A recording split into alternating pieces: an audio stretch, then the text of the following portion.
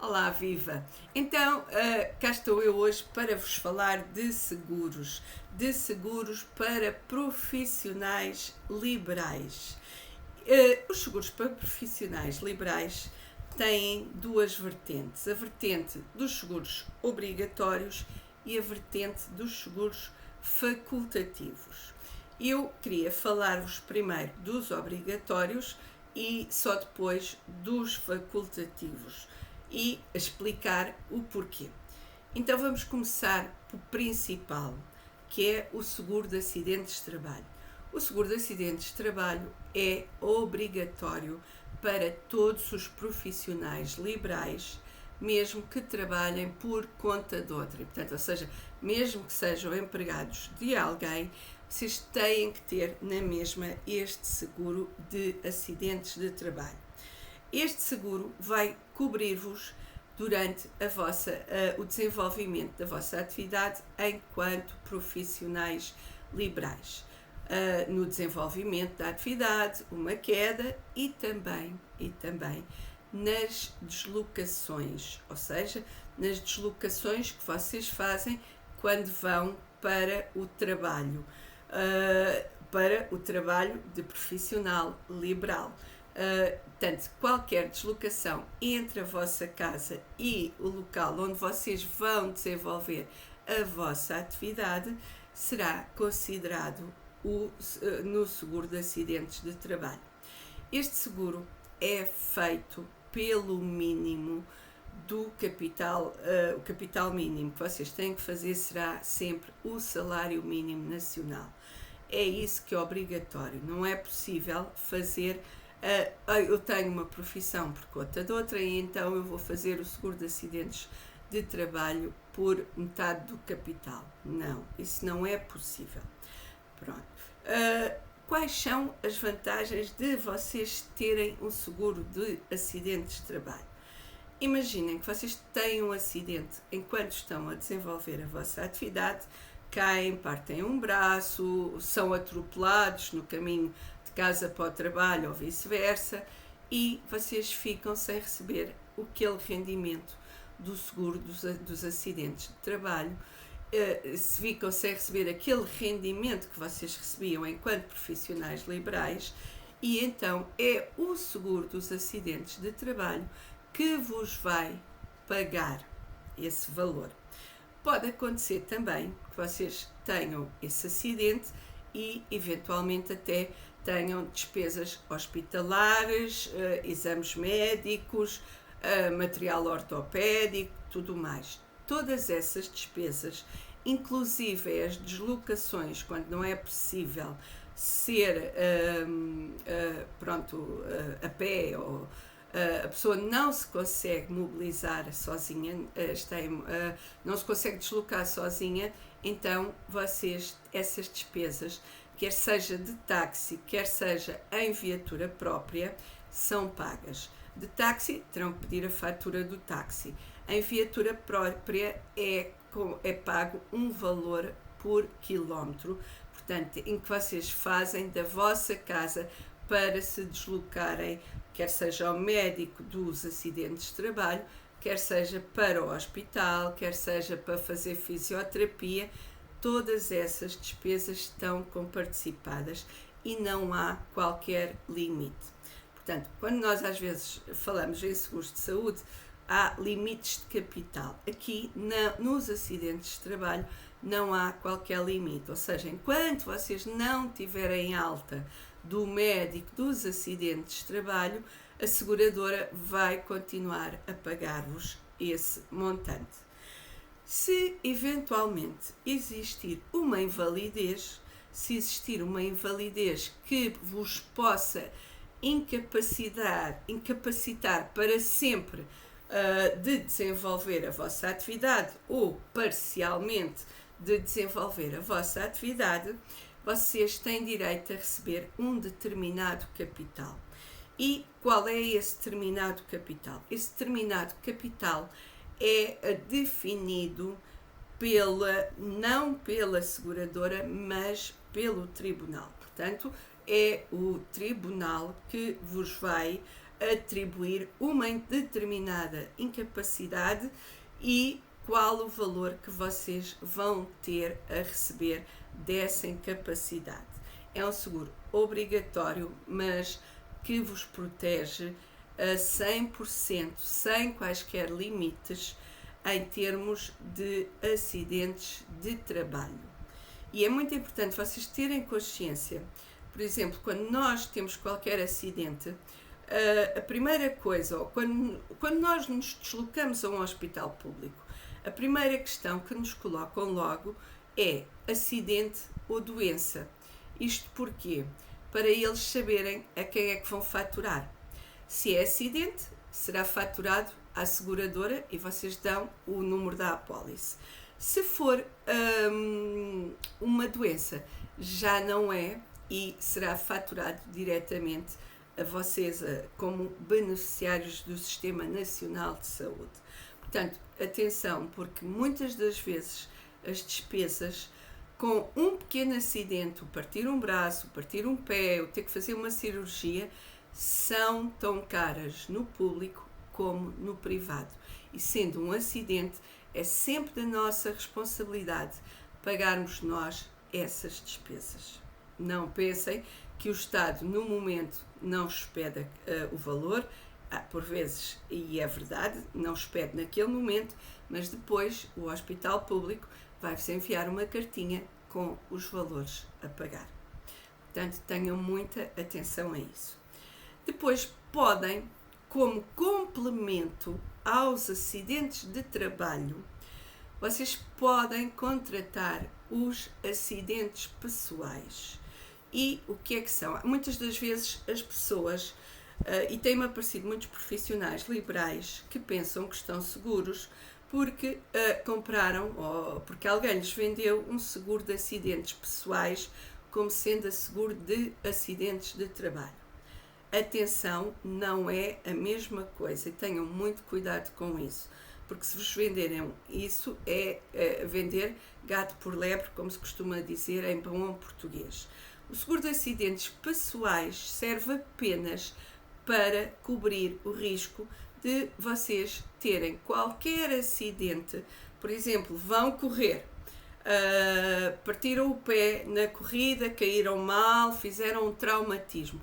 Esse seguro de acidentes vai-vos cobrir essa situação, não a situação do acidente de trabalho. E vocês, nos seguros de acidentes pessoais, não vão receber, podem receber uma pequena compensação pecuniária, mas não vão receber o valor da incapacidade de não poderem trabalhar durante 1 mês, 2 meses, 3 meses.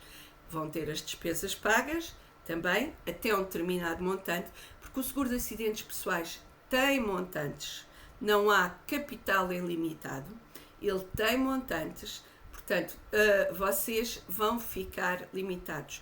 É um seguro de acidentes pessoais, é um seguro relativamente barato e que vocês podem complementar com o seguro de acidentes de trabalho, mas apenas para riscos extraprofissionais, ou seja, para riscos no dia-a-dia.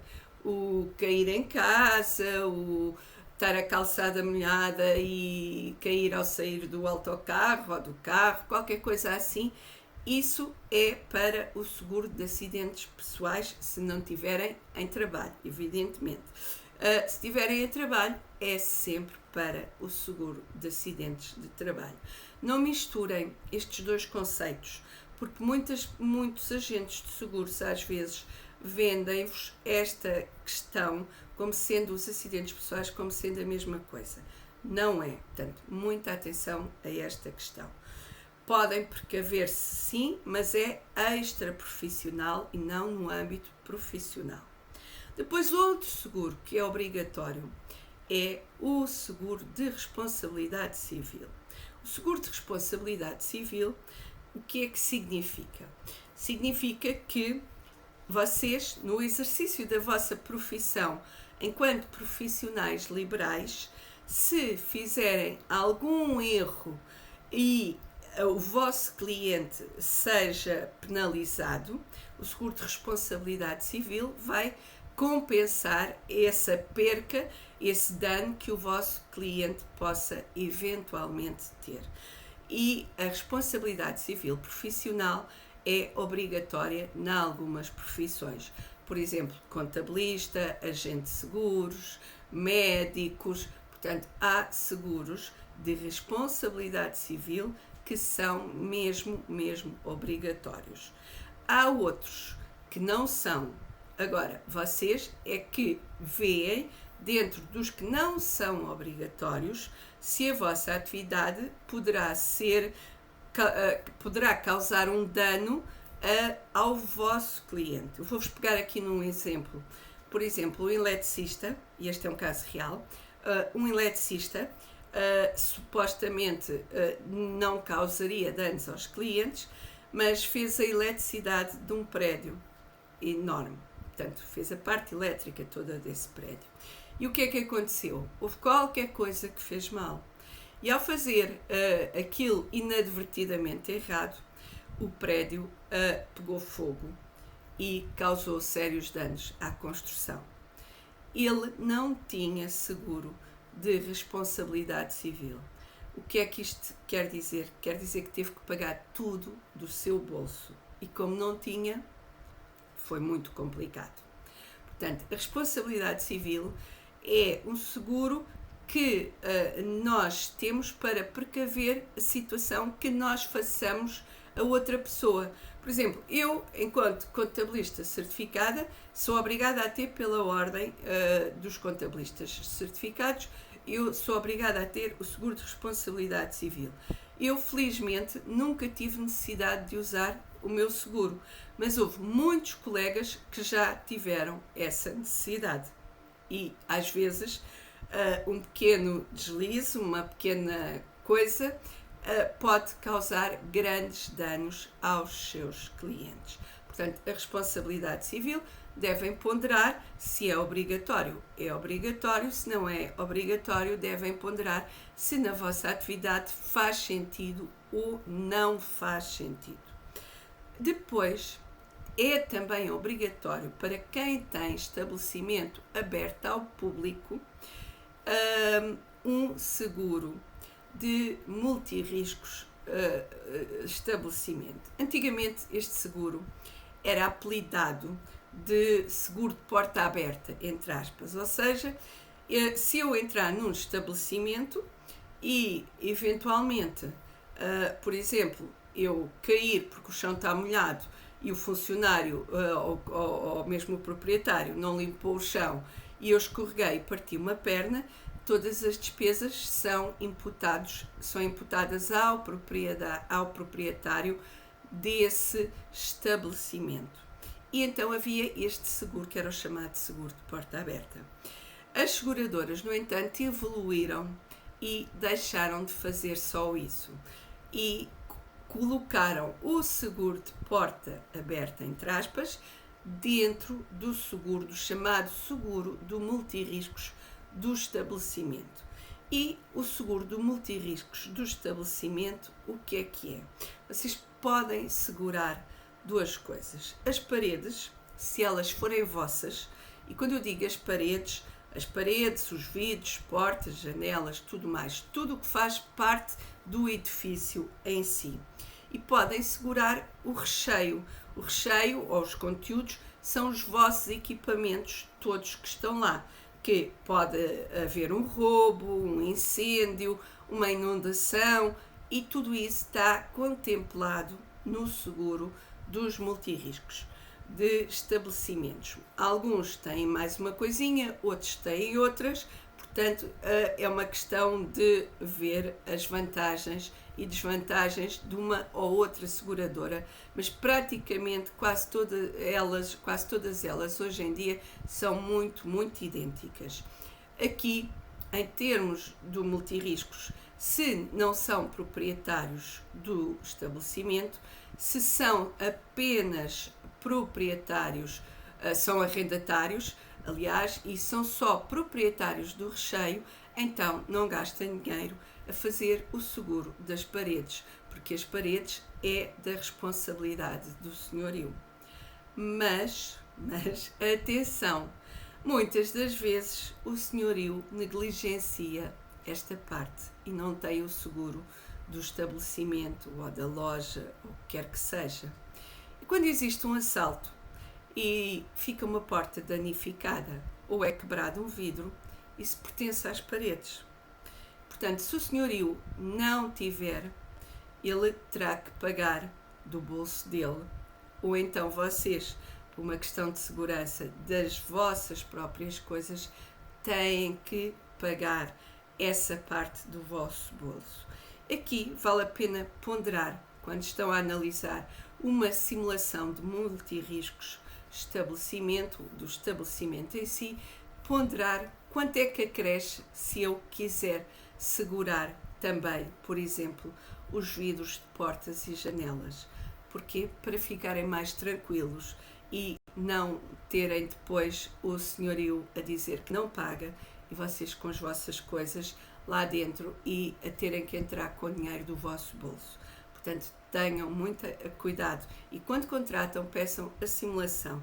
Às vezes as diferenças não são assim tão exorbitantes, mas na realidade vocês devem precaver-se sim em relação aos vossos materiais, aos vossos conteúdos, se forem arrendatários e não proprietários. No entanto, podem sempre pedir ao proprietário, se ele tem a apólice do seguro do estabelecimento, e pedirem uma cópia para saberem até onde é que estão cobertos, se acontecer alguma eventualidade, se acontecer algum sinistro. E muitas das vezes as pessoas não olham para o conteúdo do produto e o produto tem muitas coisas que às vezes não são utilizadas. Imaginemos, e eu vou-vos dar o caso, que há uns 2 ou 3 anos, o meu estabelecimento foi assaltado. E foi precisamente ali, entre o perto do ano novo. E eu não arranjei ninguém para me colocar um vidro nessa data. Nem vidro, nem porta. Então, eu pude contratar, na altura eu podia até contratar um GNR, mas a GNR não tinha forças de segurança disponíveis para isso.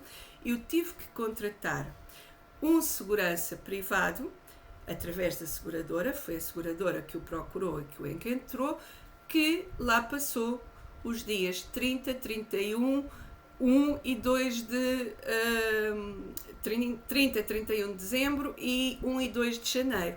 Porquê? Porque eu não tinha vidro e tinha a porta aberta. Ora, se eu deixasse a porta aberta, todo o conteúdo que eu tinha dentro do meu estabelecimento corria o risco de ser assaltada e de me retirarem outra vez depois dos danos que já tinham feitos.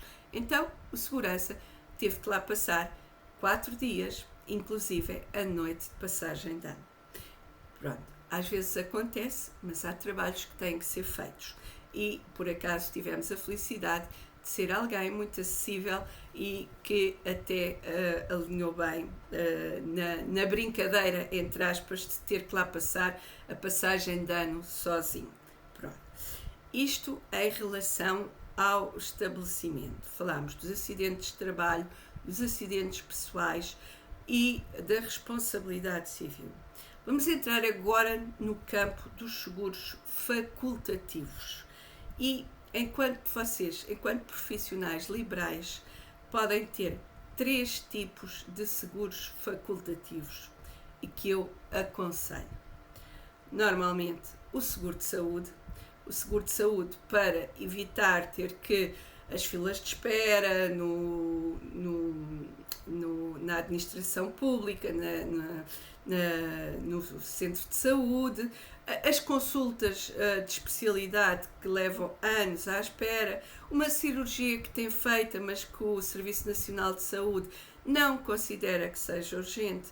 O seguro de saúde vale a pena fazer, mas fazer com conta, peso e moderação, que é analisar qual a cobertura, qual a intenção que eu quero cobrir. Não porque o amigo ou o vizinho tem o seguro XPTO e diz que é muito bom, mas sim por verem aquele seguro que é efetivamente o indicado para as vossas necessidades. E se calhar às vezes há famílias, há pessoas que estão a pagar muito por um determinado seguro de saúde e que não compensa porque não utilizam com muita regularidade. Portanto, tenham essa parte em consideração. Aliás, até há uma seguradora no mercado, é interessante, não vou dizer o nome, pois que se alguém quiser saber informações sobre isso, eu posso dizer, mas não vou dizer o nome neste vídeo. Até há uma seguradora de saúde que tem um sistema muito engraçado, é a única que eu conheça, que é, se porventura, durante o ano do civil, do seguro, não é durante o ano civil, durante o ano em que decorre o seguro, eu paguei, mas não utilizei o seguro, a seguradora chega ao final do ano e devolve-me 25% do seguro. É realmente fantástico, é top, e eu acho que para mim é dos melhores seguros que estão aí no mercado em relação a esta situação. Porque se nós não utilizamos, ok, eles devolvem-nos aqueles 25%. E quando recebemos aquele dinheiro na conta, às vezes já nem nos lembramos que, o que é isto? E depois vamos a ver, e é da questão da devolução do seguro de saúde por não o termos utilizado. Depois outro seguro que como profissional liberal vocês devem ter, e que muitos de vocês se calhar já têm, mas não pensado desta forma, é o seguro de vida. E o seguro de vida, normalmente vocês já têm, muitas das vezes porque está associado ao crédito à habitação e porque é obrigatório no âmbito do crédito à habitação e porque o senhor do banco disse que era obrigatório, ok, tudo bem, devem ter esse seguro, embora atualmente, atenção, que os seguros contratados na banca são seguros que estão muito caros. Nós conseguimos seguros mais baratos fora da banca. A questão do spread é uma questão acessória que posso deixar para falar noutra situação, mas não tenham medo do spread, porque cada caso é um caso e tudo tem que ser analisado. E vocês, nessa questão do crédito à habitação, podem até conseguir o seguro mais barato. Mas falava eu do seguro de vida enquanto profissional liberal, porquê? Imaginem, por exemplo, que a vossa família depende única e exclusivamente da vossa atividade profissional enquanto profissional liberal. Se vocês tiverem um AVC, uma doença grave, por exemplo, vocês deixam de poder exercer a vossa profissão em pleno. Ficam com uma incapacidade. E às vezes a família acaba por sofrer as consequências e nós também, não é? Nós próprios acabamos também por sofrer essas consequências. Então um seguro de vida bem feito, com uma incapacidade correta, é precaver qualquer eventualidade que nós possamos vir a ter no futuro. Esta questão também é muito importante, porque muitas das vezes nós nunca pensamos, nós pensamos sempre que determinados acidentes ou determinadas doenças só acontecem aos outros. Mas não, todos nós estamos sujeitos a que nos aconteça qualquer coisa. E pagar um seguro de vida para ter segurança no futuro, caso aconteça alguma coisa, é bastante importante. Sobretudo um seguro de vida que tenha uma incapacidade acima dos 60%. Porquê? Porque um AVC já é acima dos 60%. Uma doença oncológica já é acima dos 60%. E neste caso, o que é que acontece? A seguradora vai-vos pagar a totalidade do capital que vocês contrataram. E vocês vão ficar aí com uma almofada financeira para fazer face a todas as despesas que possam decorrer, para fazer face ao vosso dia-a-dia, até encontrarem soluções alternativas. Portanto, enquanto profissionais liberais, não pensem só no seguro de vida do crédito à habitação, se o têm, mas pensem no seguro de vida como a prevenção, como a segurança do vosso negócio. E depois, a questão da poupança. A questão da poupança é fundamental. Vocês estão a fazer descontos para a Segurança Social. Vocês estão a pôr dinheiro do lado de lá da Segurança Social. Mas quem é que vos garante que aquele dinheiro que estão a colocar do lado de lá vos vai dar uma pensão digna? Dizem os estudos que o rendimento a partir de 2024 das pessoas que se reformarem vai ser reduzido a cerca de 40% do vencimento que oferem nessa data. Portanto, muito cuidado. Nós estamos a pôr dinheiro na Segurança Social, que está a servir para muita coisa, mas que se calhar não vai ser suficiente para nós, para a nossa sobrevivência. Porque se eu tiver hoje 50 anos e viver até aos 80, eu ainda tenho mais 30 anos à minha frente. Se eu tiver uma doença grave e se me reformar hoje, a reforma que se calhar eu vou ter é uma reforma baixíssima. Portanto, há que considerar a questão da poupança. E essa poupança vocês fazem como? Evitando passar o dinheiro todo para a mão da Segurança Social, evitando pagar altos valores de Segurança Social. Até porque, quando vocês passam o dinheiro para a Segurança Social, vocês só o vão ver se reformarem. Mas, se houver a infelicidade de virmos a falecer antes da nossa reforma, todo o dinheiro que passou para a Segurança Social, os nossos familiares, os nossos filhos, a nossa mulher, etc., não vai receber nada. Recebe uma pensão de sobrevivência, mas é um valor mínimo. Agora, se nós fizermos uma poupança numa seguradora, uma poupança bem estudada, com capital garantido, nós estamos a precaver o nosso futuro. E porquê? Porque em qualquer momento, podemos levantar aquele dinheiro. Ele é sempre nosso, está sempre do nosso lado. E, em caso de falecimento, os seus filhos, os seus herdeiros, vão receber esse dinheiro. E imaginem que têm filhos em idade escolar e que precisam desse dinheiro para continuar a estudar. Se vocês tiverem uma poupança e se vos acontecer alguma coisa, eles têm possibilidade de continuar os estudos.